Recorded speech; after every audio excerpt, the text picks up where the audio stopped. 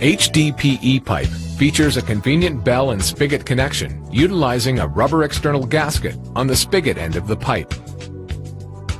It is very important to join the pipe properly to maintain the high level of performance that the pipe is designed to provide.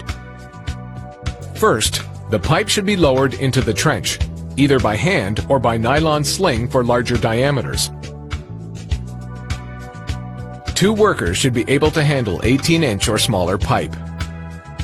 24-inch and 30-inch pipe can be lifted with a single nylon strap. 36-inch and larger pipes should be lifted with two nylon straps attached 10 feet apart to provide additional stability and support. Once the pipe is positioned in the trench, the bell of the receiving pipe should be cleaned to remove all foreign matter. Next, clean the spigot end of the connecting pipe and remove the protective wrap covering the gasket.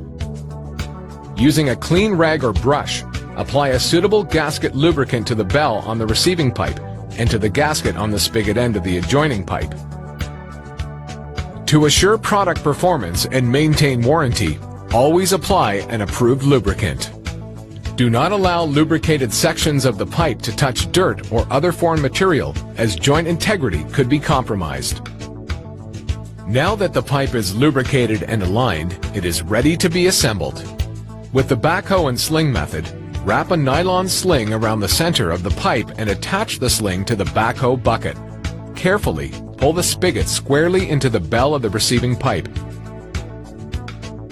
It is important to maintain a low insertion angle less than 1.5 degrees to avoid misalignment. Other installation methods require pushing on the bell end of the pipe being inserted.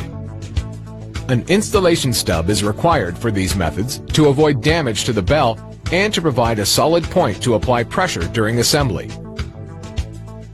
Installation stubs can be ordered from your distributor or can be easily fabricated on the job site. To make an installation stub, cut a section of same diameter pipe 5 corrugations long. The pipe should be cut in the center of the valley between corrugations. Once the stub is cut off, make cross cuts to remove a thin strip of pipe material so the stub will compress to fit inside the bell of the pipe to be inserted. Always be sure to insert the full corrugation end of the stub into the bell. To assemble the pipe, align the pipes and place the installation stub in the bell of the connecting pipe. A board may be necessary to place across the protruding stub to push against. For smaller diameter pipe, place a pry bar against the board and push the spigot into the receiving bell. For larger diameters, position the backhoe bucket against the board and carefully push the spigot into the receiving bell. Always inspect joints during and following pipe assembly for possible improper alignment, foreign material infiltration, or rolled gaskets. Failure to correct any of these conditions will compromise joint integrity. Sometimes, a pipe must be shortened on the job site. Fabricating pipe in the field is a quick and simple procedure. Begin by cutting the pipe to the desired length. Be aware that 12-inch and larger diameter pipe has a reduced diameter bell and spigot end. One or both of these ends may need to be removed to ensure proper joining of the pipe to a replacement coupler on a fitting. Always cut the pipe in the center of the valley between corrugations. Remove all burrs from the cut edge of the shortened pipe.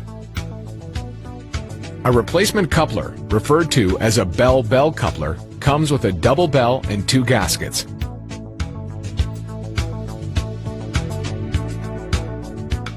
To join a replacement coupler or fitting on the shortened pipe, clean the first and second corrugations on the pipe.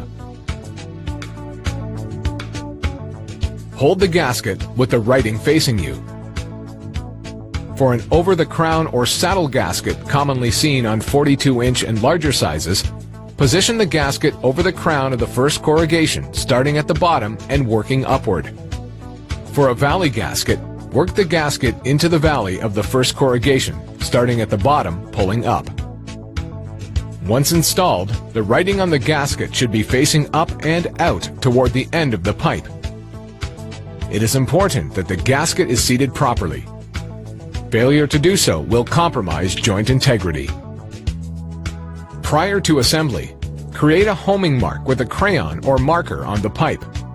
The inside length of the bell on the coupler or fitting should be measured to determine the location for the homing mark on the pipe. The bell of the replacement coupler or fitting should align with the homing mark on the pipe when assembled.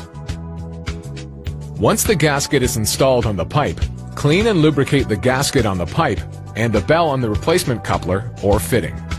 Take care to keep lubricated areas from touching dirt or other foreign matter. Always be sure to clear away bedding and backfill around and under the joint area when joining a fitting or replacement coupler to pipe in the trench.